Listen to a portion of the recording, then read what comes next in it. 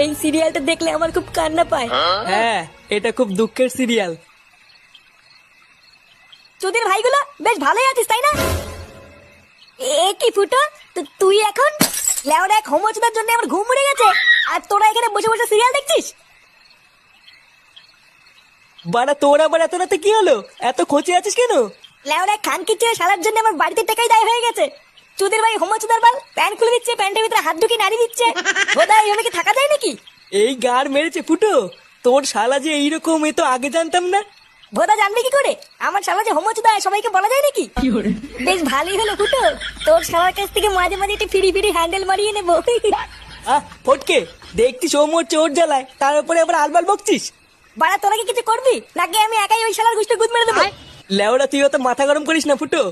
দাঁড়া, কাল সকালটা হোক, আমাকে একটু ভাবতে দে কি করা যায়, তারপর তো শালার ব্যবস্থা করছি।